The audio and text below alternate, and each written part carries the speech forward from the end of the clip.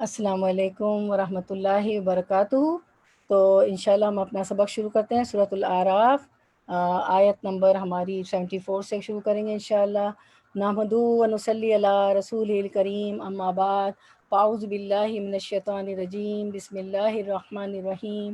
ربی اشرح لی صدری ویسر لی امری واحلل عقدۃ من لسانی یفقہوا قولی، رب زدنا علما، آمین یا رب العالمین۔ تو ہم نے پچھلی آیات میں قوم عاد کے بارے میں پڑھا تھا اور ان کو نہ ماننے کا جو عذاب آیا تھا اس کے بارے میں پڑھا تھا۔ آج ہم قوم ثمود کے بارے میں پڑھیں گے، جو صالح علیہ السلام کی قوم تھی۔ ہم نے پڑھا تھا کہ انہوں نے ایک معجزہ مانگا تھا اونٹنی کا، تو خود ہی معجزہ مانگا، خود ہی اونٹنی کو قتل کر دیا۔ تو آج ان کے بارے میں ہم پڑھتے ہیں۔ تو پہلے ہم شروع کرتے ہیں۔ ہم نے پڑھا تھا کہ سمود جو ہیں، صالح علیہ السلام کی قوم جو ہے وہ عرب قبائل میں سے تھے۔ سمود بن عام بن شام بن نوح کی اولاد میں سے تھے۔ قوم عاد کی تباہی، پہلے قوم عاد کا پڑھا تھا نا ہم نے، تو قوم عاد پہ جو عذاب آیا ان کی تباہی کے بعد، اس قوم میں جو نیک لوگ بچے تھے وہ ہجرت کر کے عرب کے شمال مغرب کی طرف چلے گئے۔ تو ہجر کے علاقے میں، اور یہ علاقہ زرخیز بھی تھا، تو وہاں پہ چونکہ زراعت کھیتی باڑی بھی ہو سکتی تھی، گرین وادی تھی۔ اس قوم نے آہستہ آہستہ ترقی کی، زراعت میں کھیتی باڑی میں ترقی کی، پھر تعمیر میں ترقی، خصوصی طور پر ایک فن میں یعنی تعمیر کی، کنسٹرکشن میں بہت ترقی کی۔ پہاڑوں کو تراش تراش کر اس میں گھر بنا لیتے تھے۔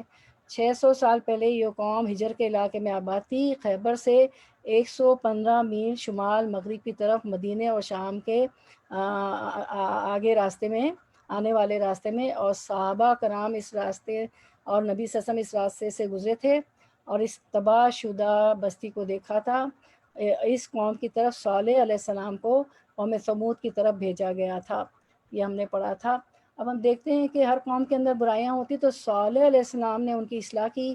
اس قوم کے اندر سرکشی تھی، بہت حد درمی تھی، اور اس قوم نے مطالبہ کیا کہ اگر صالح علیہ السلام ہمارا مطالبہ پورا کر دیں تو ہم تم پر ایمان لے آئیں گے، یعنی ہمیں ایک معجزہ لا دو، ایک معجزہ چاہیے۔ اکیلی سی ایک چٹان جس کا نام کاتبہ تھا، اس کی طرف اشارہ کیا کہ تم اس چٹان کے اندر سے کیا کرو، تم اس چٹان کے اندر سے ہمارے سامنے موٹی تازی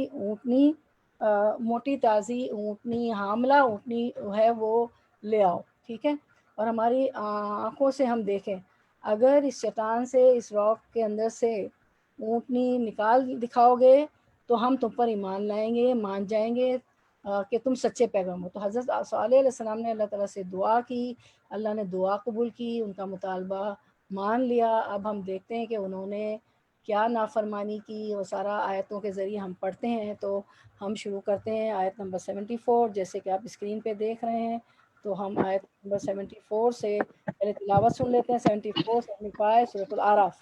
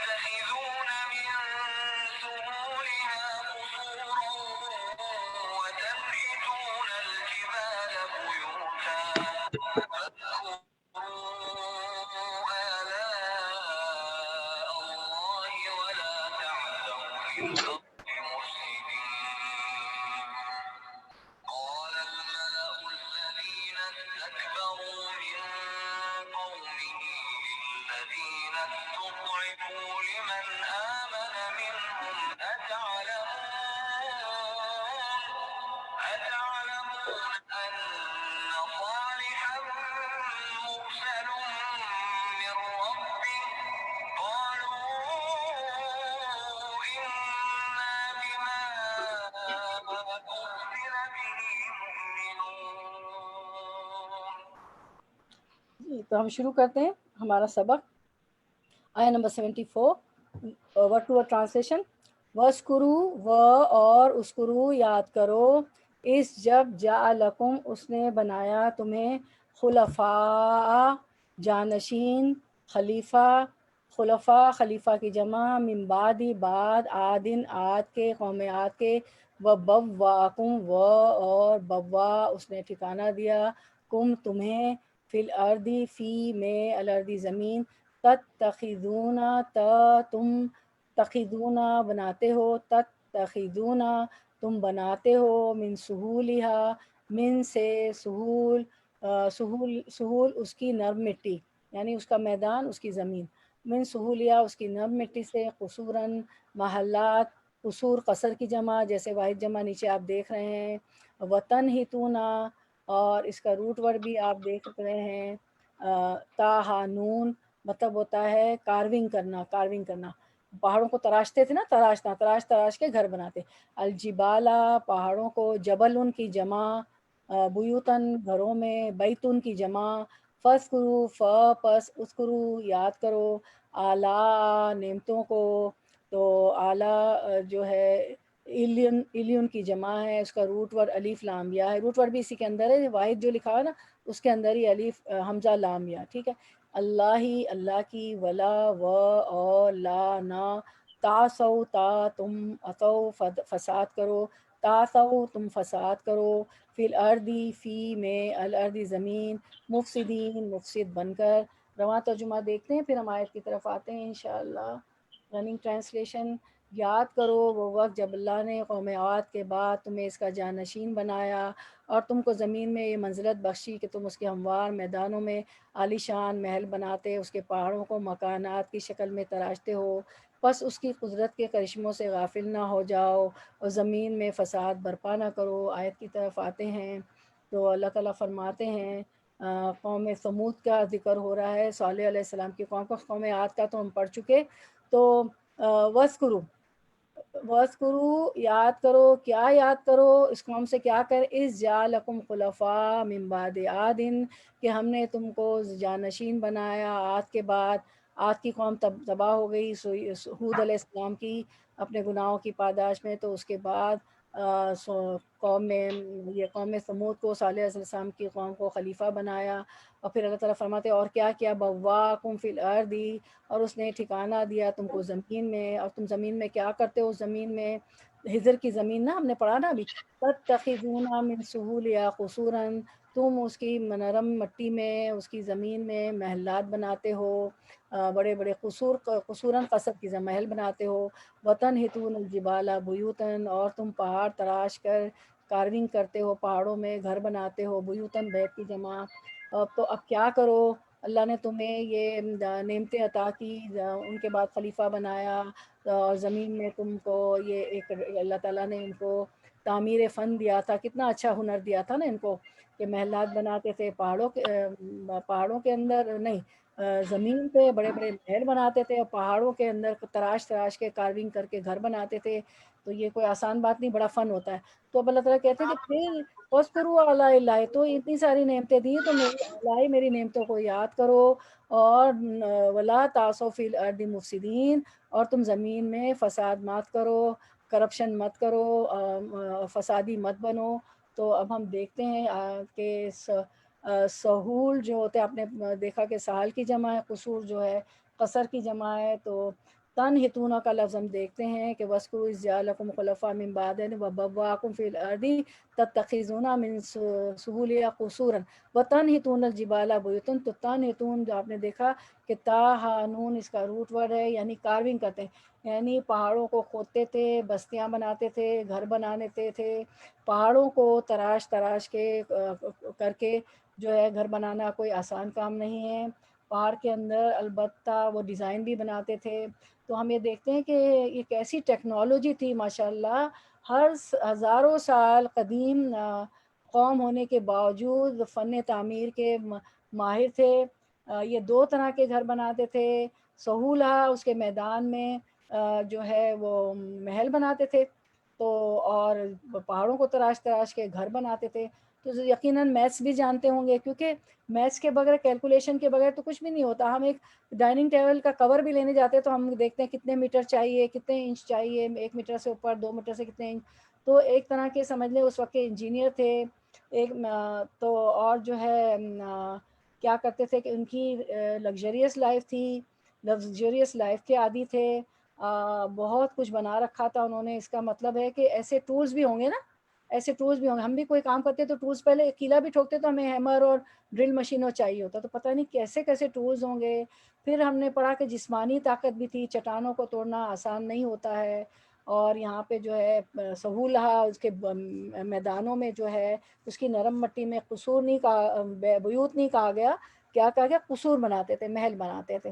تو اللہ تعالیٰ فرماتے ہیں کہ ان نعمتوں کو جو میں نے اعلیٰ دی ہے، تو نعمتوں کو یاد کرو اور فسادی نہ بنو، بگاڑ نہ پیدا کرو، امن اور چین سے رہو. ٹھیک ہے، تو ہم اس کو دیکھتے ہیں، اس آیت کی تفسیر کو دیکھتے ہیں. اچھا، اس کے بعد ہم دوسری آیت دیکھ لیتے ہیں، پھر تفسیر ایک ساتھ دیکھ لیں گے. 75. تو پھر کیا ہوا؟ یہ جو پیغام ان کو دیا گیا اللہ کا کہ، تو اب آیت number 75 word to word translation, آیت number 75 word to word translation کر لیتے ہیں انشاءاللہ. ہاں ہاں.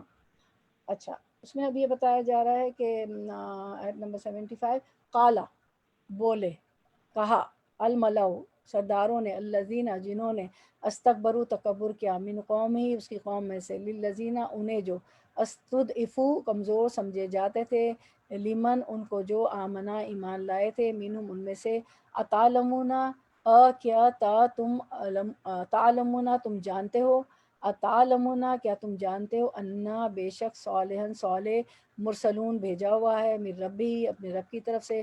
قالو انہوں نے کہا، انا بے شک ہم، بما ساتھ اس چیز کے جو، ارسلا وہ بھیجا گیا، بھی اس پر، مؤمنون ہم ایمان لاتے ہیں. رواں ترجمہ دیکھ کے پھر آیت پہ آتے ہیں.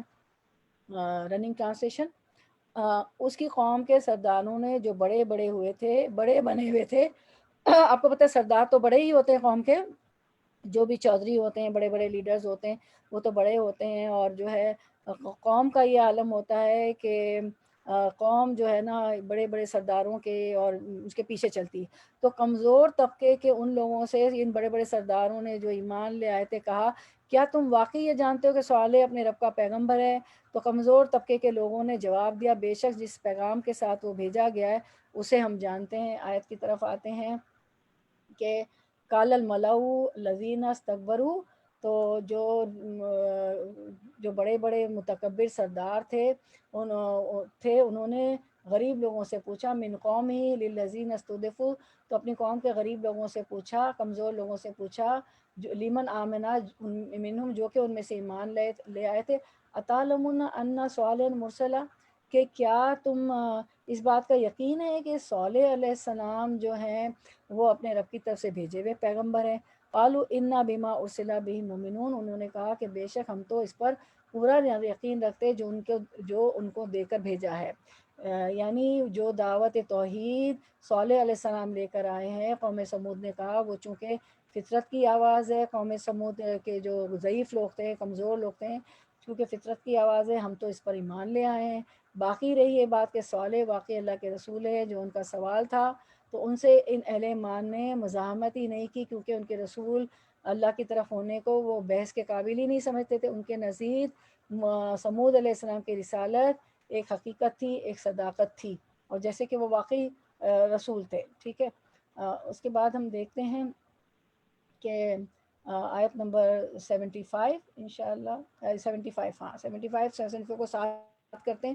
حضرت صالح فرماتے ہیں، لوگوں تمہارے پاس دلیل الہی آ چکی ہے جس میں میری سچائی ظاہر ہے. ان لوگوں نے حضرت صالح سے یہ معجزہ طلب کیا تھا کہ ایک سنگلاخ چٹان جو ان کی بستی کے کنارے پر تھی، اس کا نام کاتبہ تھا، اس سے آپ ایک اونٹنی نکالیں جو کہ گابھن ہو، گاف الف با ہانون، گابھن ہو. گابھن کا مطلب ہوتا ہے دودھ دینے والی اونٹنی جو 10 ماہ کی حاملہ ہو، پریگننٹ ہو.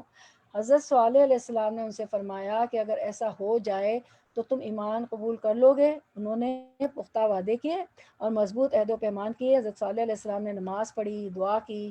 ان سب کے دیکھتے ہی چٹان نے ہلنا شروع کیا اور چٹک گئی. جیسی چٹان چٹکی، اس کے بیچ سے ایک اونٹنی نمودار ہوئی. اسے دیکھتے ہی ان کے سردار جندہ بن عمرو نے تو اسلام قبول کر لیا، اور اس کے ساتھیوں نے بھی جو سردار تھے وہ ایمان لانے کے لیے تیار تھے، مگر زواب بن عمرو بن لبید نے، حباب نے جو بتوں کا مجاور تھا، اور حباب بن حمر بن جلمس وغیرہ نے انہیں روک دیا۔ حضرت جندو کا بھتیجا شہاب نامی تھا، یہ سمودیوں کا بڑا عالم، فاضل اور شریف شخص تھا، اس نے بھی ایمان لانے کا ارادہ کر لیا تھا، لیکن انہی بدبختوں نے اسے بھی روکا، جس پر ایک مومن سمودی مہوش بن غنمہ نے کہا کہ آل عمرو نے شہاب کو دین حق کی دعوت دی، قریب تھا کہ مشرف با اسلام ہو جائے، اگر ہو جاتا تو اس کی عزت سوا ہو جاتی، مگر بدبختوں نے اسے روک دیا اور نیکی سے ہٹا کر بدی پر لگا دیا۔ اس حاملہ اونٹنی کو اس وقت بچہ ہوا، ایک مدت تک دونوں اونٹنی اور بچہ ان میں رہے، ایک دن اونٹنی ان کا پانی پیتی، اس دن اس قدر دودھ دیتی کہ لوگ اپنے سب برتن بھر لیتے تھے، سمودی جتنے تھے، جیسے قرآن میں ہے۔ اب آیت دیکھیں قرآن کیا فرماتا ہے، اسکرین پہ آیت دیکھیں، وَنَبِّئْهُمْ أَنَّ الْمَاءَ قِسْمَةٌ بَيْنَهُمْ كُلُّ شِرْبٍ مُعْتَدَلٌ، ہاں انہیں خبردار کر دے کہ پانی ان میں تقسیم شدہ ہے، ہر ایک اپنی باری پر حاضر ہوگا، یعنی ایک دن اونٹنی پیے گی، ایک دن سمودی پئیں گے، ٹھیک ہے۔ اور آیت میں ہے کہ دوسری آیت دیکھیں اسکرین پہ، حاضی ناقۃ اللہ شریبن، قال حاضی ناقۃ اللہ شریبن ولکم شربن یوم معلوم، تو آپ نے فرمایا یہ ہے اونٹنی پانی پینے کی، ایک باری اس کی اور ایک مقررہ دن کی باری پانی پینے کی تمہاری، ٹھیک ہے۔ تو یہ قرآن بھی ہمیں بات بتا رہی ہے، یہ ہے اونٹنی اس کی اور تمہارے پانی پینے کے دن تقسیم شدہ اور مقرر ہیں۔ تو یہ اونٹنی سمدیوں کی بستی ہجر کے ارد گرد چکتی تھی، اور ایک راہ سے جاتی تھی دوسری راہ سے آتی تھی، اور یہ اونٹنی دراصل بہت ہی موٹی تازی اور ہیبت والی اونٹنی تھی، اور جس راہ سے بھی یہ گزرتی تھی نا سب جانور ادھر ادھر ہو جاتے تھے، اور کیونکہ اب ان کا پانی کم ہونے لگا، کچھ زمانہ گزرنے کے بعد ان اوباشوں نے ارادہ کیا کہ اس کو مار ڈالیں کہ ہر دن ان کے جانور برابر پانی پی سکے۔ ان اوباشوں کے ارادوں پر سب نے اتفاق کیا، میری بہنوں، یہاں تک کہ عورتوں اور بچوں نے بھی ان کے ہاں میں ہاں ملائی اور انہیں شے دی کہ ہاں اب اس پاپ کو کاٹ دو، اس اونٹنی کو مار ڈالو، حالانکہ یہ معجزہ تھا اللہ کی طرف سے۔ اب اگلی آیت ہم دیکھتے ہیں، 76 آیت کے آتی جائے گی اور ہم تفسیر کرتے جائیں گے۔ قالا کہا، الذین ان لوگوں نے جنہوں نے استکبروا تکبر کیا، انا بے شک ہم بالذی جس چیز پر آمنتم تم ایمان لے آئے ہو، بھی اس کا کافرون انکار کرنے والے ہیں۔ رننگ ٹرانسلیشن اسکرین پہ دیکھتے ہیں، رننگ ٹرانسلیشن، ان برائی کے مدعیوں نے کہا جس چیز کو تم نے مانا ہے ہم اس کے منکر ہیں۔ آیت پر پھر آتے ہیں، تو جو ہے یہ جو متکبر لوگ تھے، جو سردار تھے، قال الذین استکبروا، اور جنہوں نے تکبر کیا، ان بالذی آمنتم بھی، کہ تم جس بات پر یقین لائے ہو، کیونکہ انہوں نے پوچھا تھا نا مستضعفین سے اور قوم کے کمزور لوگوں سے، ملاؤں نے، سرداروں نے، کہ کیا تم ان کو مانتے ہو، ان کی رسالت کا اقرار کرتے، تو انہوں نے کہا تھا ہاں بالکل ہم مانتے ہیں اللہ کے رسول ہیں، تو انہوں نے کہا کہ انا بالذی آمنتم بھی کافرون، تو تم جو ہے جس بات پر یقین لائے ہو ہم تو اس کے منکرین ہیں۔ اس معقول جواب کے باوجود وہ اپنے استکبار اور انکار پر اڑے رہے، حالانکہ انہوں نے بالکل معقول جواب دیا تھا، ٹھیک ہے۔ اب 77 دیکھتے ہیں، پھر ایک ساتھ تفسیر کر لیں گے ورڈ ٹو ورڈ ٹرانسلیشن۔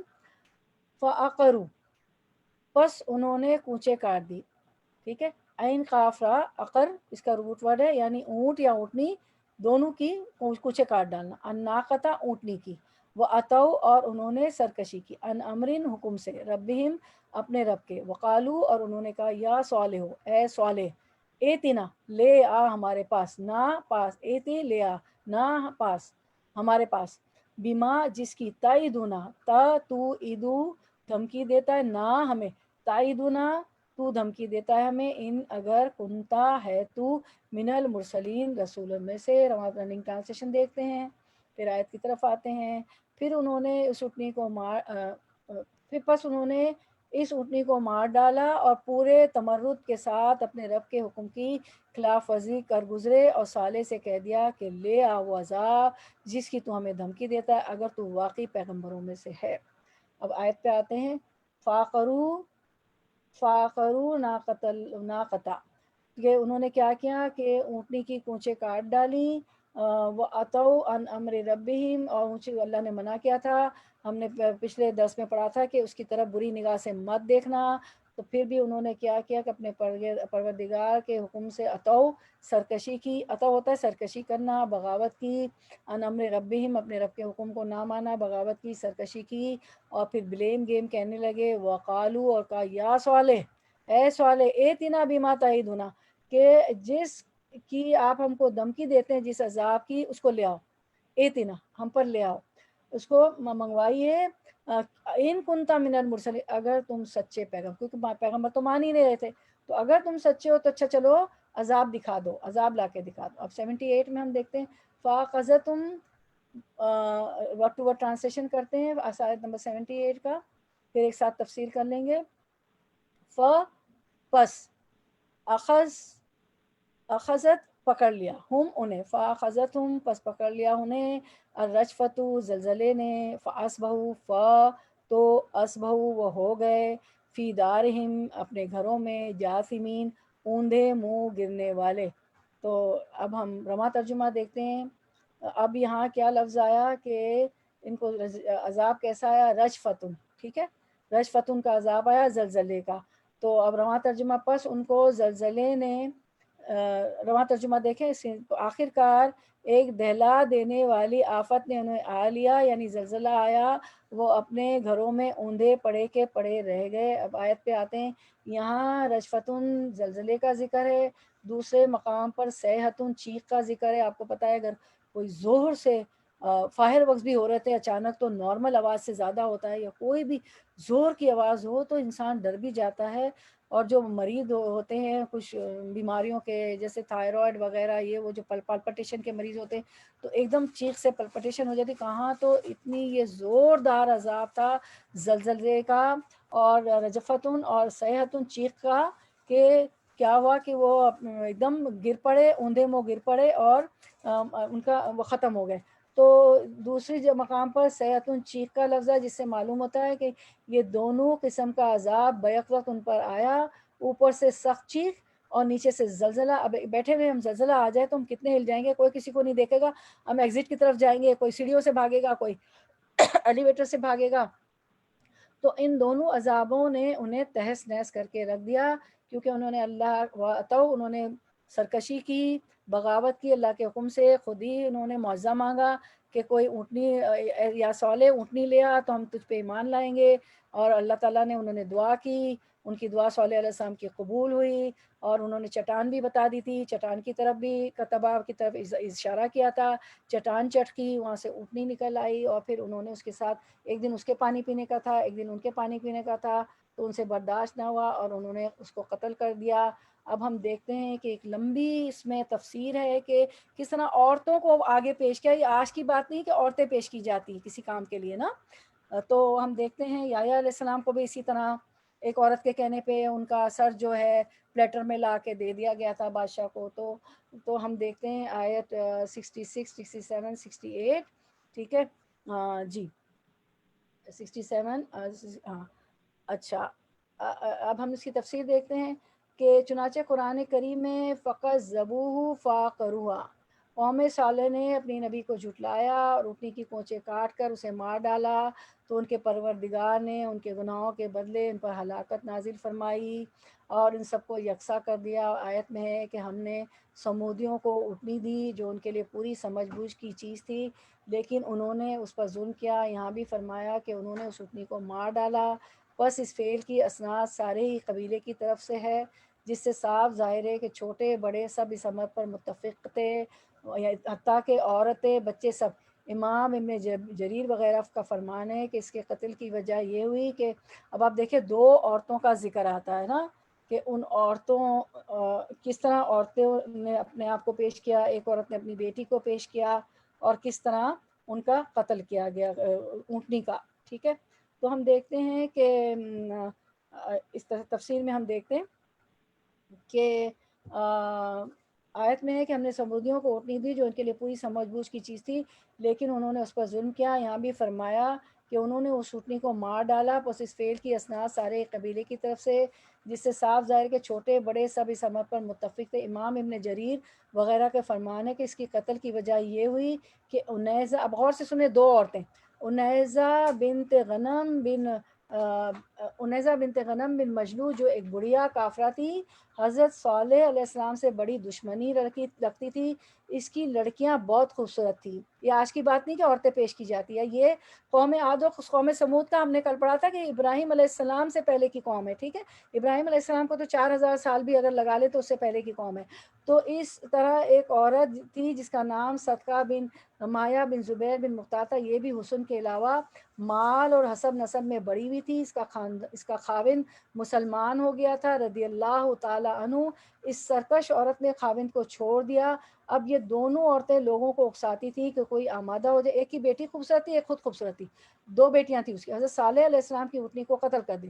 صدقہ نامی عورت نے ایک شخص حباب کو بلایا، غور سے سنے، اس سے کہا میں تیرے گھر آ جاؤں گی، اس کو اپنے آپ کو پیش کیا اگر تو اس اونٹنی کو قتل کر دے، لیکن اس نے انکار کر دیا۔ اس پر اس نے مزدہ بن مہرج بن مایا کو بلایا جو اس کے چچا کا لڑکا تھا، اسے اس بات پر آمادہ کر لیا، اور تفسیر کے الفاظ ہیں، میں نہیں کہہ رہی ہوں، یہ خبیث اس کے حسن و جمال کا مفتو تھا، اس برائی پر آمادہ ہو گیا۔ ادھر انیزہ نے قدار بن صالب بن جزا کو بلا کر اسے کہا، اب یہ دوسری عورت، میں ان خوبصورت نوجوان لڑکیوں میں سے جو میری بیٹیاں ہیں جسے تو پسند کرے اسے میں تجھے دے دوں گی، اس شرط پر کہ اس اونٹنی کی کوچے کاٹ ڈال۔ استغفر اللہ، یہ خبیث بھی آمادہ ہو گیا۔ میں جو الفاظ کہہ رہی ہوں میں ہوں بہو حدیث وہ تفسیر پڑھوں۔ یہ تھا بھی زناکاری کا بچہ، زنا کی پیداوار، سالف کی اولاد میں نہ تھا، جیسا ان جسان نامی ایک شخص سے اس کی بدکار ماں نے زناکاری کی تھی، یہ اسی سے پیدا ہوا تھا۔ کتنے مفسرین دیکھیں ہر بات کلیئر بتا دیتے ہیں۔ اب دونوں چلے، ٹھیک ہے، اور اہل ثمود اور دوسرے شریروں کو بھی اس پر آمادہ کیا، چنانچہ 7 شخص اور بھی اس پر آمادہ ہو گئے، تو یہ ٹوٹل 9 فسادی شخص اس بد ارادے پر تل گئے، جیسے کہ قرآن کریم میں ہے، اسکرین پہ ہم آیت دیکھتے ہیں، وَقَانَ فِي الْمَدِينَةِ تِسْعَةُ داد دینے رَهْطٍ چاہیے يُفْسِدُونَ فِي الْأَرْضِ وَلَا يُصْلِحُونَ۔ اس شہر میں 9 شخص تھے جن میں اصلاح کا مادہ ہی نہ تھا، سراسر فسادی تھے، چونکہ یہ لوگ قوم کے سردار تھے، ان کے کہنے سننے سے تمام کفار قبول۔ اس پر راضی ہو گئے۔ اچھا میری پیاری بہن کوئی بھول گئی ہے اپنے آپ کو انمیوٹ کرنا، عظمیٰ جی آپ انمیوٹ کر دیں یا وہ خود اپنے آپ کو کر لیں۔ تو جو ہے یہ چونکہ یہ لوگ قوم کے سردار تھے، ان کے کہنے سننے سے تمام کفار بھی اسی پر راضی ہو گئے، اور اونٹنی کے واپس آنے کے راستے میں یہ دونوں شریر اپنی اپنی کمین گاہوں میں بیٹھ گئے۔ جب اونٹنی نکلی تو پہلے مزدہ نے اسے تیر مارا جو اس کی ران کی ہڈی میں پیوست ہو گیا۔ دیکھیں پہلے کیا ہوا، مزدہ نے تیر مارا جس کو عورت نے کہا تھا کہ اپنے آپ کو پیش کیا تھا، تو اس نے تیر مارا جو اس کی ران کی ہڈی میں پیوست ہو گیا۔ اسی وقت انیزہ، اب آدھا کام تو ہو گیا، اب دوسری عورت جو تھی انیزہ نے اپنی خوبصورت لڑکی کو کھلے منہ قدار کے پاس بھیجا۔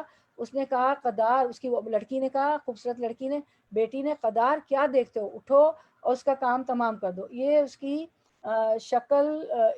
شکل دیکھتے ہی دوڑا اور اس کے دونوں پچھلے پاؤں کاٹ دیے۔ اونٹنی چکرا کر گری اور ایک آواز نکالی جس سے اس کا بچہ ہوشیار ہو گیا اور اس راستے کو چھوڑ کر پہاڑی پر چلا گیا۔ ادھر قدار نے اونٹنی کا گلا کاٹ دیا اور وہ مر گئی، اس کا بچہ پہاڑ کی چوٹی پر چڑھ گیا اور 3 مرتبہ بلبلایا۔ حسن بصری رحمۃ اللہ علیہ فرماتے ہیں اس نے اللہ کے سامنے اپنی ماں کی قتل کی فریاد کی، اس اونٹنی کے بچے نے 3 بار بلبلا کر پھر جس چٹان سے نکلا تھا اس میں سما گیا۔ یہ روایت ہے کہ اسے بھی اس کی ماں کے ساتھ ہی، کہیں روایت آتی ہے کہ اسے بھی اس کی ماں کے ساتھ ذبح کر دیا، واللہ عالم۔ حضرت صالح علیہ السلام کو جب یہ خبر پہنچی تو آپ تو وقت کے پیغمبر تھے کہ سمودیوں نے ایسا کیا آپ کی قوم نے اونٹنی کے ساتھ، تو آپ گھبرائے موقع پر پہنچے، دیکھا کہ اونٹنی بے جان پڑی ہے، آپ کی آنکھوں سے آنسو نکل آئے، کیسا رلاتے تھے اللہ پیغمبروں کو تمام لوگ، اور فرمایا اب بس اب 3 دن میں تم ہلاک کر دیے جاؤ گے، اور ہوا بھی یہی۔ اب دیکھیں کیا ہوتا ہے 3 دن میں، 3 دن کا کہا تھا نا پیغمبر کے وقت میں، صالح علیہ السلام، بدھ کے دن ان لوگوں نے اونٹنی کو قتل کیا تھا، اور چونکہ کوئی عذاب نہ آیا اس لیے اترا گئے، اور ان مفسدونوں نے ارادہ کر لیا کہ اب تو عذاب تو نہیں آیا تو آج شام کو صالح علیہ السلام کو بھی مار ڈالو۔ اگر واقعی ہم ہلاک ہونے والے ہیں، ہم پہ تو عذاب آئے گا، تو پھر یہ کیوں بچا رہے صالح علیہ السلام؟ اور اگر ہم پر عذاب نہیں آیا تو بھی آؤ روز روز کے اس جھنجٹ سے پاک ہو جائے، اللہ کی طرف بلاتے۔ چنانچہ قرآن کریم کا بیان ہے کہ ان لوگوں نے مل کر مشورہ کیا اور پھر قسمیں کھا کر اقرار کیا کہ رات کو صالح کے گھر پر چھاپا مارو علیہ السلام، اور اسے اس کے گھر کے گھرانے کو تہ تہ کرو، اور صاف انکار کر دو کہ ہمیں کیا خبر کہ کس نے مارا۔ اللہ تعالیٰ فرماتا ہے کہ ان کے اس مکر کے مقابل ہم نے بھی مکر کیا، اور یہ ہمارے مکر سے بالکل بے خبر ہے۔ اب انجام دیکھ لو کہ کیا ہوا۔ رات کو ہی اپنی بدنیتی سے حضرت صالح کے گھر کی طرف چلے۔ اب آپ دیکھیں کیا ہوتا ہے، اصل میں صالح علیہ السلام کا گھر جو تھا پہاڑ کی بلندی پر تھا۔ پھر آپ نے ابھی پڑھا نا کہ یہ وہاں پہ پہاڑی پہاڑ تھے، پہاڑوں میں بھی یہ گھر بناتے تھے۔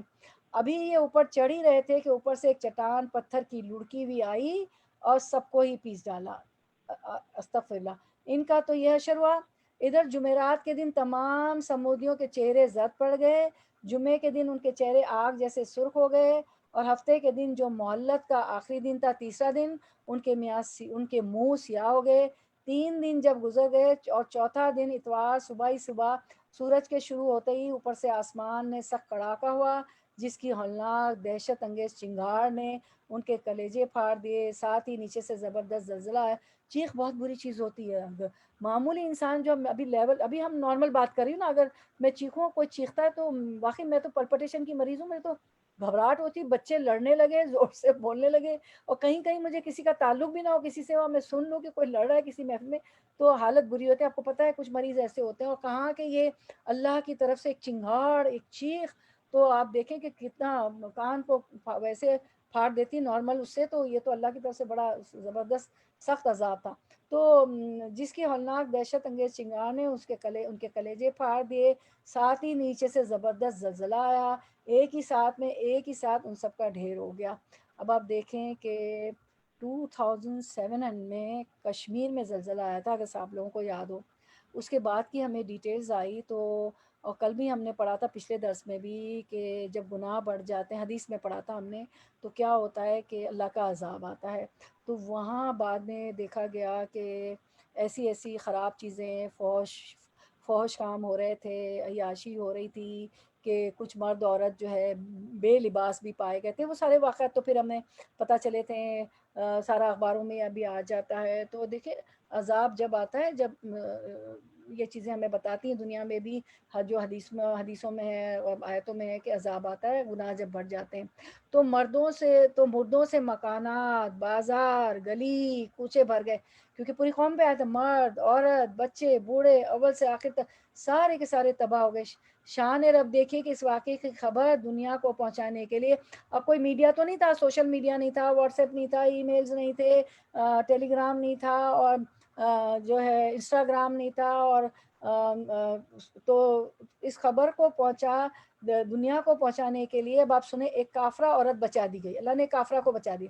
یہ بھی بڑی خبیثہ تھی، حضرت صالح علیہ السلام کی عداوت کی آگ سے بھری ہوئی تھی، اس کی دونوں ٹانگیں نہیں تھیں، لیکن ادھر عذاب آیا، ادھر اس کے پاؤں کھل گئے، اپنی بستی سے سرپٹ بھاگی اور تیز دوڑتی ہوئی دوسرے شہر پہنچی۔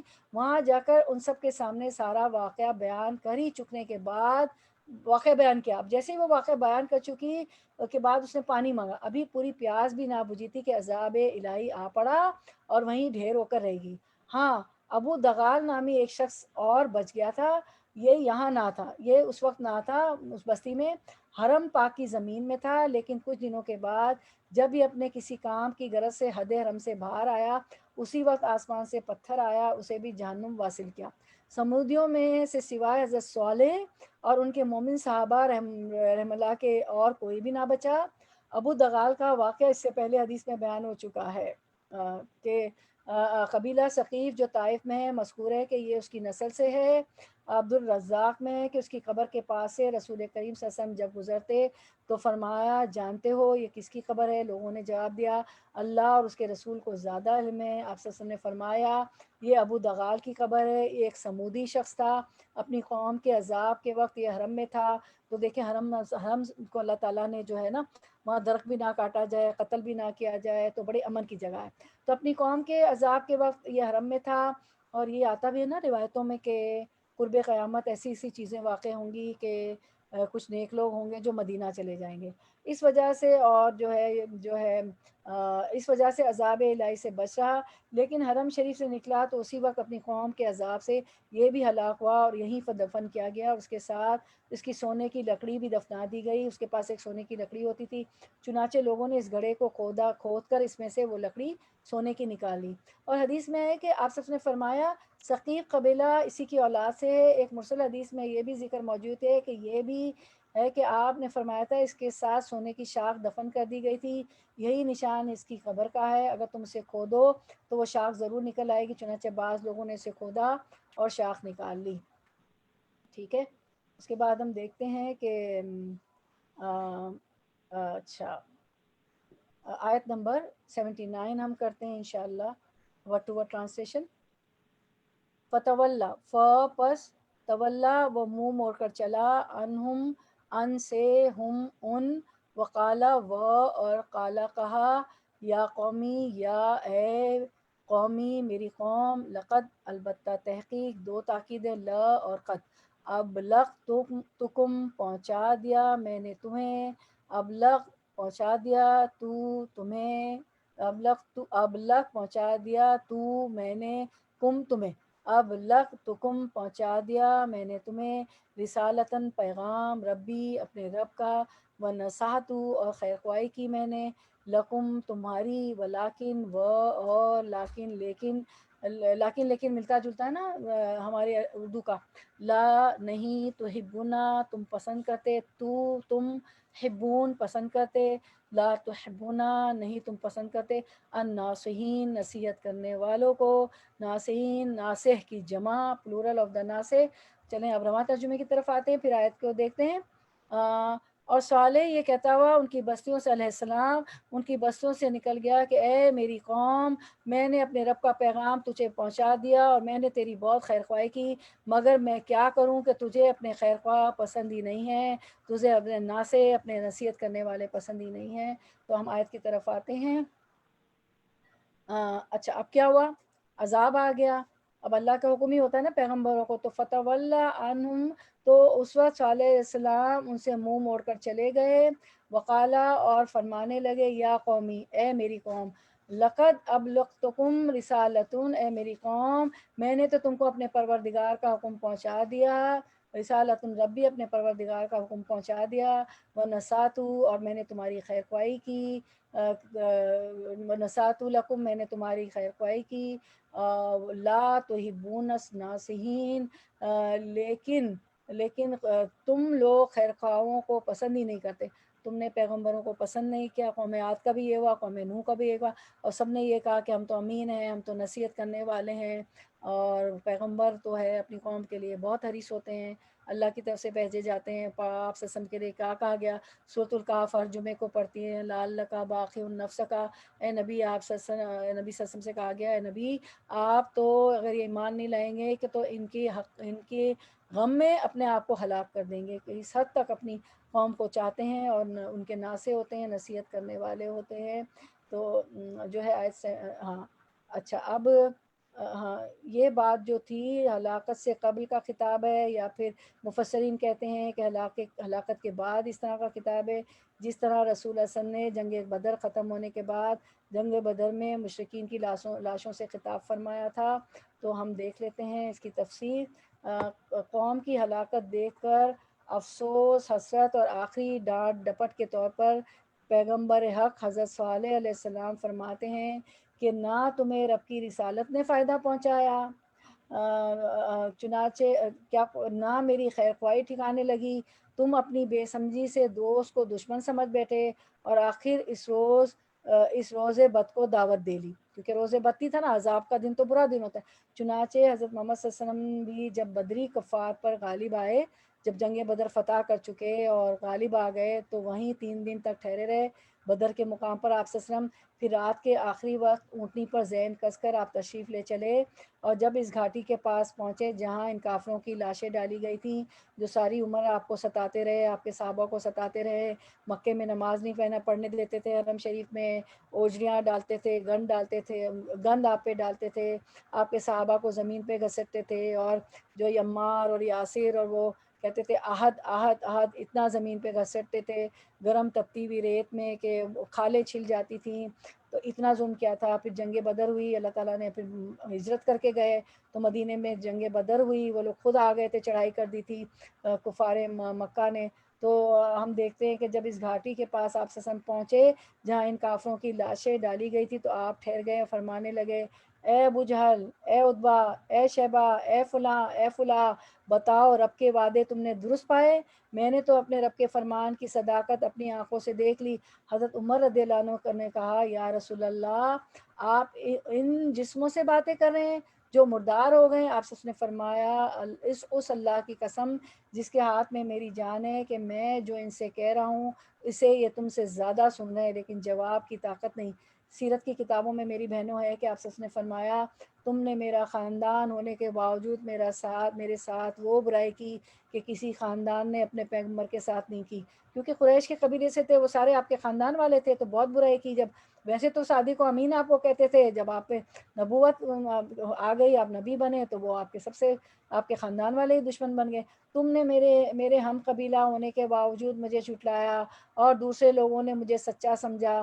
تم نے رشتہ داری کے باوجود مجھے دیش سے نکال دیا، مکہ سے نکال دیا نا، اور دوسروں نے مجھے اپنے ہاں جگہ دی۔ افسوس تم اپنے ہو کر مجھ سے برسر جنگ رہے اور دوسروں نے میری امداد کی، جیسے مدینے کے انصار نے مدد کی، بس تم اپنی نبی کے بدترین قبیلے ہو۔ یہی حضرت صالح علیہ السلام اپنی قوم سے فرما رہے ہیں کہ میں نے تو ہمدردی کی، میں تو تمہارے ناصح تھا، میں تو نصیحت کرنے والا تھا، میں نے تو ہمدردی کی انتہا کر دی، اللہ کے پیغام کی تبلیغ میں، تمہاری خیر خواہی میں کوئی کوتاہی نہیں کی، لیکن نہ تم نے اس سے کوئی فائدہ اٹھایا، نہ حق کی پیروی کی، نہ اپنے خیر خواہی کی، نہ اپنے خیر خواہ کی مانی، یعنی میری بات نہ مانی، بلکہ اسے اپنا دشمن سمجھا۔ تم نے مجھے اپنا دشمن سمجھا۔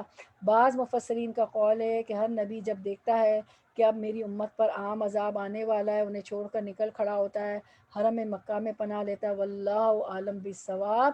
مسند احمد میں ہے کہ حج کے موقع پر جب رسول کریم صلی اللہ علیہ وسلم وادی اسفان پر پہنچے تو حضرت صدیق اکبر رضی اللہ عنہ سے دریافت فرمایا کہ کون سی وادی ہے؟ تو حضرت صدیق اکبر نے جواب دیا وادی اسفان۔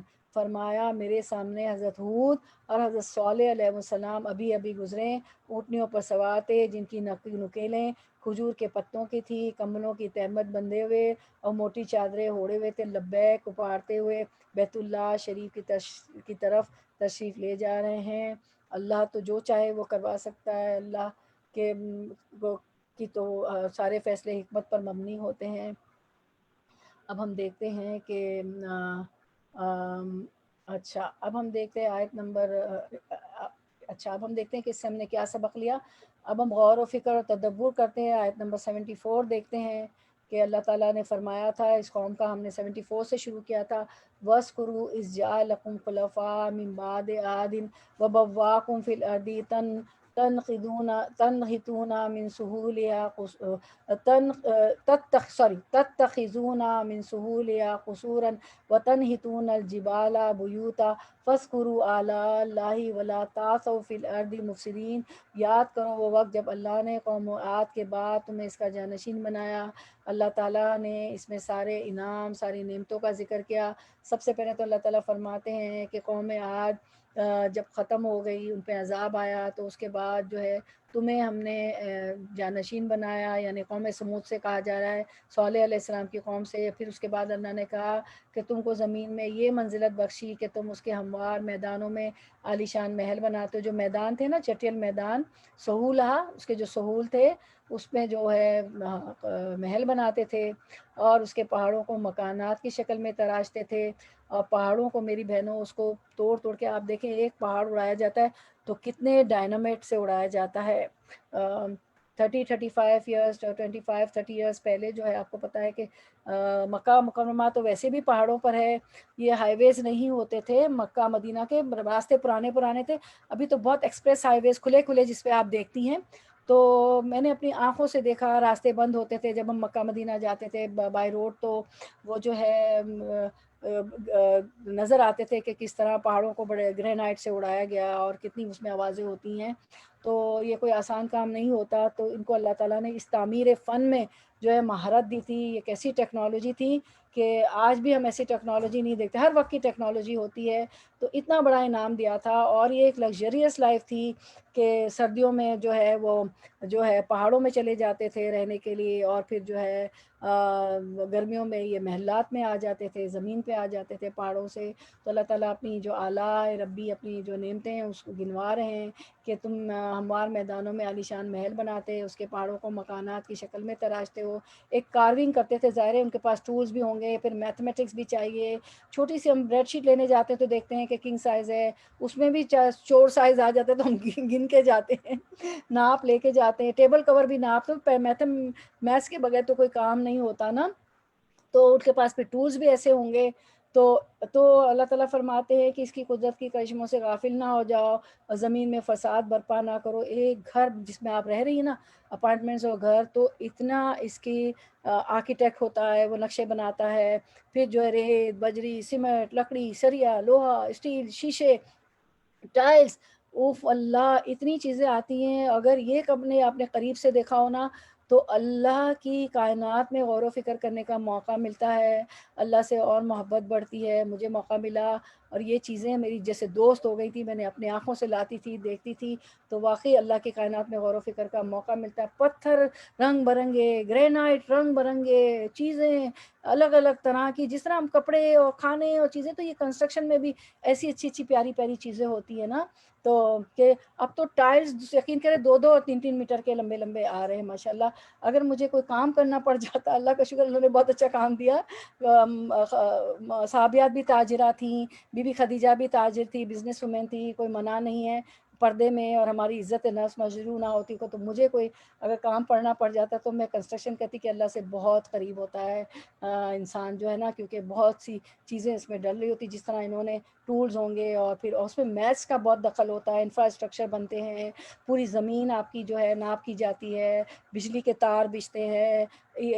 جیسے اسکیلیٹن ہم انسان کا دیکھتے ہیں، اور ہمارے اوپر کتنی اچھا گوشت اور چمڑی چڑی ہوئی تو ہم کتنے اچھے لگتے ہیں نا. تو لیکن جب صرف اسٹرکچر دیکھیں گھروں کا تو وہ اتنا خوبصورت نہیں ہوتا ہے، وہ فنیشنگ کے بعد اچھا ہوتا ہے. تو میں یہ بتانا چاہ رہی ہوں، یہ ریلیٹ کر رہی ہوں کہ آج کل تو آسان ہے نا، یہ ساری چیزیں سب مل جاتی ہیں، ریت، بجری، سیمنٹ، مٹی، گاڑا، اسٹیل، لوہا.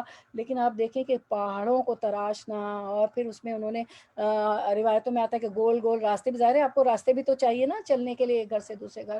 تو اللہ تعالیٰ اس میں غور و فکر کرنا ہے، تدبر کرنا ہے. اللہ تعالیٰ ان کو کہہ رہے ہیں کہ اپنی نعمتوں کا ذکر کرو. ذکر کرنے سے مطلب میں نے اس دن بھی آپ کو بتایا تھا کہ اس کا شکر کرنا ہے. فَإِن شَكَرْتُمْ لَأَزِيدَنَّكُمْ وَلَئِن شَكَرْتُمْ إِنَّ عَذَابِي لَشَدِيدٌ. یہ آیت تو اتنی ریپیٹیشن ہے کہ یاد ہو گئی ہوگا. تم شکر کرو گے تو میں زیادہ دوں گا، مزید دوں گا، اور اگر تم نے ناشکری کی تو کیا ہوگا، میرا عذاب بھی شدید ہے. انہوں نے ناشکریاں کی، اللہ کے ساتھ سرکشی کی، بغاوت کی، تو ہم نے دیکھ لیا. تو یہ غور و فکر کی آیت ہے کہ کیسا ان پہ عذاب آیا. اوپر سے ایک چیخ اور نیچے سے زلزلہ. سوچیں دو طرف سے وہ اگر بھی بیٹھے ہلنے لگے تو ہم بھاگیں گے. بس کرو اس جعلکم خلفاء من بعد عاد وبواکم فی الارض تتخذون من سہولها قصورا. Luxurious life. یاد کرو وقت جب اللہ نے قوم عاد کے بعد تمہیں اس کا جانشین بنایا، اور تم کو زمین میں یہ منزلت بخشی کہ تم اس کے ہموار میدانوں میں عالی شان محل بناتے ہو. دیکھیں یہ کیسے عالی شان محل بنائے انہوں نے. ایک ہمیں وہ نشانات ملے ہیں ان کے، عالی شان محل زمینوں میں بناتے تھے. اور پھر پہاڑ، ظاہر محل تو زمین پہ بن سکتا ہے، پہاڑ پہ تو بڑے بڑے محل نہیں بنتے. تو پھر وَتَنْحِتُونَ الْجِبَالَ، دو طرح سے، اور اس کے پہاڑوں کو مکانات کی شکل میں تراشتے. اللہ تعالیٰ نے کاروینگ کا، تراشنے کا لفظ استعمال کیا ہے. تو اللہ تعالیٰ کہتے ہیں کہ ان پہ غور و فکر کرو، دیکھو. تو ہمیں سبق ہے ہمارے لیے کہ ہمارے پاس جتنی نعمتیں ہیں، گھر ہے، کرائے کا ہے، کھانا ہے، پینا ہے، کپڑے ہیں، بچے، ہاں سب کے لیے شکر. ہم اس کو دیکھتے ہیں جو نہیں ہوتا ہے. 2 3 چیز نہیں ہوگی تو ہم شکایت سے، میرے پاس یہ نہیں، وہ نہیں، اس کے پاس تو وہ ہے وہ ہے. تو اللہ تعالیٰ ناشکروں کو نہیں پسند کرتے ہیں. شکر کریں گے اللہ تعالیٰ ہمیں زیادہ دے گا. اس کے اسکرین شاٹ لیں، اس کو جا کے اس قوم پہ بھی غور کریں کہ کیسے ناقۃ اللہ کی اونٹنی کو کاٹ ڈالا، اللہ کی نافرمانی کی، خود ہی مانگا اور خود ہی اس کو قتل کر دیا. اور پھر یہ نعمتیں تھیں پہاڑوں میں تراش تراش کے گھر بنانا، بیوت بنانا، بیت بنانا، اور جو ہے سہولہ زمین کے جو سہولتیں، پلین راستے تھے، جو میدان تھا اس میں بڑے بڑے محلات بنانا. اور ایک لگژریس لائف تھی، گرمی میں رہنے کی الگ جگہ، سردیوں میں رہنے کی الگ جگہ. پھر اللہ تعالیٰ فرماتے ہیں اور دیکھیں ریممبر یور بلیسنگ فرسٹ کرو اللہ، یہ سب سوچ اور تدبر کے لیے آیات ہے، اس لیے اسکرین پہ دکھائی جا رہی ہے. فرسٹ کرو اللہ، بس اس کی قدرت کے کرشموں سے غافل نہ ہو جائے، تو اس کی بلیسنگز کو، اس کی نعمتوں کو یاد کریں تو اللہ تعالیٰ ضرور دے گا، بہت زیادہ دے گا، بڑھا بڑھا کر دے گا. ناشکری سے اور جو شکایتوں سے جو ہے اللہ تعالیٰ بڑھا کر نہیں دے گا. اس ہر وقت حال میں اس کا شکر. اور کوئی چیز ہمیں پسند بھی نہ ہو تو کیونکہ وہ تو حکیم ہے، اگر کسی کو زیادہ دے دیا تو وہ اس کی حکمت ہے، کسی کو کم دیا تو اس کی حکمت ہے. ہو سکتا ہے وہ زیادہ دے کے جو ہے وہ کرے خیرات و صدقات، اور کسی کو کم دیا ہے تو وہ اس میں زیادہ عبادت کرے. اس کو اللہ اگر زیادہ دیتا تو وہ لگتا ہے عبادت نہ کرتا. اللہ کی حکمتیں ہم نہیں جانتے، اللہ تو 70 ماؤں سے زیادہ جانتا ہے. تو ہمیں ہر وقت اللہ کا شکر ادا کرنا چاہیے. جو قوموں کے واقعات پڑھے، یہ کوئی کہانی یا کوئی تفریح کے قصص اور قصے نہیں ہیں. اللہ تعالیٰ نے ان قصوں سے ہمیں سبق دلانا چاہتے ہیں کہ دیکھو کیسا انجام ہوا. اور جس کی موت آ جاتی ہے، اور آپ وسلم کی امت پہ تو اس طرح کے عذاب نہیں آئیں گے کہ ساری کی ساری قوم تباہ ہو جائے، لیکن وقتاً فوقتاً جو ہے گناہوں کی پاداش میں عذاب آتے رہیں گے. اور وہی بات کل جو ہم نے پرسوں کے درس میں سلمہ والی پڑھی تھی کہ اللہ کے رسول صلی اللہ علیہ وسلم جب پیغمبروں کے قوموں پہ عذاب آتا تھا تو پیغمبروں کے ساتھ نیک لوگ بچا لیے جاتے تھے. تو اللہ کے رسول صلی اللہ علیہ وسلم نے فرمایا کہ پھر جو نیک لوگ بھی جو گیہوں پستا ہے تو کیا کہتے ہیں، کیا زد میں آ جاتا ہے، کیا مثال ہے بھائی کوئی بتائے؟ گیہوں کے ساتھ گھن بھی پس جاتا ہے. جی، گیہوں کے ساتھ گن بھی پس جاتا ہے. تو اللہ کے رسول صلی اللہ علیہ وسلم نے فرمایا کہ پھر وہ اپنی نیتوں پہ اٹھائے جائیں گے، اور پھر نیک لوگوں کے تو درجات بلند ہوتے. کوئی مصیبت آ گئی اور کچھ لوگ اس میں سے شہادت کا مرتبہ پائے، بظاہر ہمیں لگ رہا ہوتا کہ ہائے وہ تو ختم ہو گیا، ارے ایسے حادثے سے چلا گیا، لیکن وہ شہادت ہوتی ہے. کیونکہ ہمیں حدیث اور قرآن کی آیت اور دعائیں بتاتی ہے، ڈوب کے مرنا، ملبے کے نیچے آنا، دب کے مر جانا، یہ سب شہادت کی وہ ہے. پیٹ کی بیماری سے مرنا. پھر اللہ تعالیٰ فرماتے ہیں زمین میں ایک اور اسکرین شاٹ وہ دیکھیں اسکرین پہ سلائڈ، اور زمین میں فساد برپا نہ کرو، ولا تعثوا فی الارض مفسدین. نعمتوں کو یاد نہ کرنا، اس پر شکر ادا نہ کرنا بھی زمین میں فساد کا باعث ہے. یہ آیت بتا رہی ہے، میں نہیں کہہ رہی ہوں کہ ولا تعثوا فی الارض مفسدین، زمین کو نعمتوں کو یاد نہ کرنا، اس پر شکر ادا نہ کرنا بھی زمین میں فساد کا باعث بنے گا. کیونکہ ہرس اس کے پاس ہے، میرے پاس نہیں، اس میں لوگ چوری تک کر لیتے ہیں اور جھوٹ تک بول لیتے ہیں، حرام تک کما کے. تو یہ کیا ہے؟ فساد کی قسمیں ہیں نا، حرام، جھوٹ، چوری، کسی کے ایک بالش زمین غصب کر لی. پھر وہ اس کے جس نے اس دنیا میں کسی کی ایک بالش پڑوسیوں کی زمین ہوتی جبھی تو وہ نقشہ آتا ہے. پھر وہ جو ہمارے آرکیٹیکٹ ہوتے ہیں، کانٹریکٹر ہوتا ہے، وہ ناپتا ہے کہ یہ تمہارا پورشن ہے. تو اگر کسی کے ایک بالش زمین بھی غصب کر لی، اس پہ اپنا مکان لے کے اپنے اندر کر لیا، اپنے گھر کے اندر کر لیا، تعمیر کر لیا، تو اس کے گلے میں 7 زمینوں کا طوق. اگر ہماری زمین نہیں، ایک کنال یا 500 گز یا 1000 گز یا 2000 گز، ہمارے جو پیمانے ہمارے ملکوں کے اتنی نہیں، 7 اس وقت جو زمین ہے 7 زمینوں کا طوق ہوگا. تو اللہ تعالیٰ ہمیں ان فساد سے بچائے. اس کو ضرور غور و فکر کیجیے گا ان آیت میں کہ ہم نے کیا سبق لیا. تو پھر کیا ہوتا ہے کہ کوئی بھی سبق یہ کہ کوئی ڈگری ہو، کوئی بڑا گھر ہو، کوئی بھی نعمت ہو، تو کیا ہوتا ہے بعض دفعہ بلائے جان بن جاتی ہے، امتحان بن جاتی ہے. اور جو ہے اللہ تعالیٰ سے تو ہمیشہ خیر اور بھلائی مانگے، اور جو ہے نیک اولاد کے لیے دعا کرے، اور اولاد کو بدوا نہ دے. کیونکہ ہر نعمت کے ساتھ ایک امتحان بھی ہوتا ہے، اولاد بھی امتحان آزمائش بن جاتی ہے. کبھی کسی کی اولاد آزمائش بنی ہوئی ہے تو اس پہ صبر کریں، صبر کے اجر ہے، اس کو بدوا نہ دیں، اس کی ہدایت کی دعا کریں. کیونکہ اولاد جو ہے اللہ کی مصلحتوں میں سے ایک مصلحت یہ بھی ہے کہ نیک اولاد صدقہ جاریہ بن جاتی ہیں. تو میں اپنی بات بتا رہی ہوں کہ میری یہ کوشش ہوتی ہے کہ اللہ، نہ میری عبادتیں اتنی ہیں، نہ اتنا دین کا علم تھا، نہ میری قرآن ایسا ہے، نہ ہمارا کیا ہے، کچھ بھی نہ، سب ٹوٹا پھوٹا ہے. تو میں اپنی اولاد بچوں کے لیے بہت دعا کرتی ہوں، جو ہدایت پہ ہیں، جو تھوڑے کم ہیں، جو بھی ہے، میں بہت دعا کرتی ہوں کہ اگر یہ 5 کے 5 اچھے عمل کرنے لگیں تو صدقہ جاریہ بن جائیں. کیونکہ جب آدمی کو قبر میں ڈال دیا جاتا ہے تو اولاد بھی واپس آ جاتی ہے، مال بھی یہاں دنیا میں چھوڑ جاتا ہے، لیکن اس نے اگر نیک اولاد چھوڑی ہو تو وہ اس کے لیے صدقہ جاریہ بن جاتی. صدقہ جاریہ والے کام کرتی ہے، اس کے لیے استغفار کرتی ہے، اس کے لیے رب ارحمہما کما ربیانی صغیرہ کرتی ہے. ہمیشہ بچے اگر شادی والے دور ہیں، پاس ہیں، ان کو میسج کریں، ان کو وربلی بتائیں کہ یہ دعا اپنے بابا کے لیے میرے لیے مانگو، وہ زندہ ہیں تو بھی، مر بھی جائیں تو بھی، اور ان کے لیے اگر وہ کہ کوئی آزمائش والے بچے ہیں تو ان کے لیے خوب دعا کریں. تو دعا تو اللہ تعالیٰ کہتے ہیں ادعونی استجب لکم، ضرور قبول ہوتی ہے. اللہ جو ہدایت پہ نہیں ہے، اپنی اولاد نہیں، سب کے لیے دعا کریں، مسلم مومنات، ان کو ہدایت پہ لے آئے گا. اور جتنے لوگوں کو ہم دعا دیں گے فرشتے اتنی دعا ہمیں واپس کریں گے، وہی دعا ہمارے پاس لوٹ کے واپس آ جائے گی. ہمارے دین میں ملٹیپل ہے ڈیڈکشن نہیں ہے، کوئی چیز ضرب نہیں ہوتی بلکہ ملٹیپلائی ہوتی ہے. تو ہمیشہ دعا دیں. اور پھر میں نے اس دن بھی آپ کو بتایا تھا کہ ہر نعمت کے ساتھ ایک امتحان بھی ہوتی ہے. بعض دفعہ یہ سارے اللہ تعالیٰ نے فرمایا ہے نا، قرآن کی بھی آیت ہے کہ انما اولادکم و ازواجکم فتنہ. کہیں آتا ہے کہ مال بھی تمہارا فتنہ ہے، مال، اولاد، ازواج، میاں بیوی کے لیے، بیوی شوہر کے لیے ایک فتنہ ہے، ایک ٹیسٹ ہے، ایک آزمائش ہے. اور میری بہنوں، ہمیشہ نعمت کے ساتھ ایک امتحان چھپا ہوتا ہے. تو اللہ کا فضل و خیر مانگے. اور ایمان لانے میں انہوں نے قوم سمود نے تھا میم واو دال، صالح علیہ السلام کی قوم نے ایک شرط رکھی کہ اے صالح، اگر ایک اونٹنی کاتبہ کے مقام سے اس پہاڑی چٹان کی طرف اشارہ کیا کہ اس سے نکال دو تو ہم ایمان لائیں گے. ٹھیک ہے، آپ ماں کہہ لیں کہ اللہ میری یہ چیز ہو گئی تو میں اتنا یہ پڑھ لوں گی، اتنے نوافل پڑھ لوں گی، عمرہ پہ چلی جاؤں گی، وغیرہ وغیرہ وغیرہ. لیکن ایمان لانے میں شرط نہ ہو تو زیادہ اچھا ہے. کر بھی سکتے ہیں تو کہ اگر کام ہو گیا تو ایسا کروں گی، کیوں نہ ہم عادت بنا لیں. رمضان میں تو ٹریننگ ہوتی ہے کہ ہم ہر وقت جو فرض نمازوں کے علاوہ تہجد ہے، اشراق ہے، دعا ہے، ہم تو ایسے ملک میں رہتے ہیں بارش کے وقت نفل پڑھ لیے، ہے نا.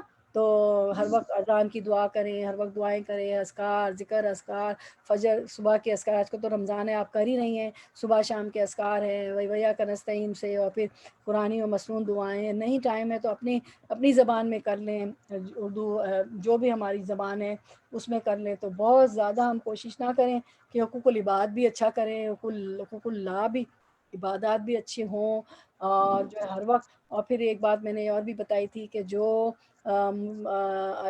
اچھے حالات میں اللہ کو یاد رکھتا ہے تو اللہ تعالیٰ مشکل پڑھنے میں بھی اس کو یاد رکھتا ہے. ہمارا یہ ہوتا ہے رویہ کہ جب مشکل آتی تو بہت زیادہ کوئی بھائی یومیہ ورد بتا دو، کوئی دعا بتا دو، کوئی بہت اچھی بات ہے.